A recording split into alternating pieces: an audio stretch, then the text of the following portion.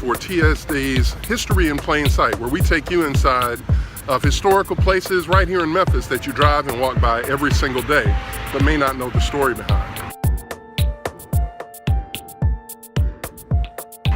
It was right here where in February 1968, Echol and Robert Walker were sanitation workers looking for shelter from a storm while they were out working.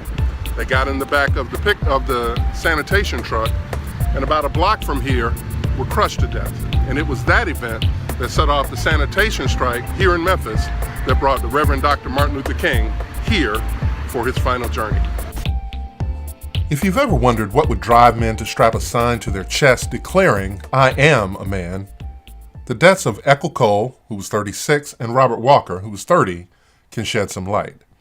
It helps to explore what the lives of sanitation workers were like in the 1960s, particularly if they were African American.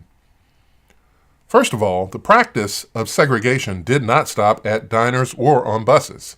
African American sanitation workers were not allowed to drive garbage trucks or even ride in the cab of the vehicle, and the work itself was grueling. While their white counterparts were in the cab, African American sanitation workers were hanging on the back of the truck, collecting and emptying leaky, smelly garbage cans, rain or shine. Whether it was their own sweat or someone else's slime, these men literally spent their day smelling garbage and smelling like garbage. The conditions weren't just unpleasant, they'd already been proven to be lethal. Years earlier, in 1964, 2 other sanitation workers were killed when a similar garbage truck malfunctioned. Sanitation workers attempted to unionize then, but without the support of Memphis clergy, the movement lost momentum until February 1, 1968. At about 4:20 p.m. that day, Cole and Walker were crushed in the back of the malfunctioning truck they'd worked out of all day.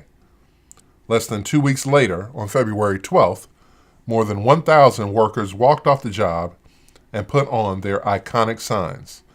Their plight would attract Reverend Dr. Martin Luther King for his fateful final visit to Memphis. The sanitation strike ended on April 16th. In 2011, President Barack Obama invited surviving sanitation workers to the White House as an acknowledgement of their sacrifices. It was a profound moment having America's first African-American president welcome these men who had to fight so hard just to prove that they were men at all. In 2017, the city of Memphis announced a $3 million grant for surviving sanitation workers to at least symbolically make up for past injustices. And that is history hidden in plain sight.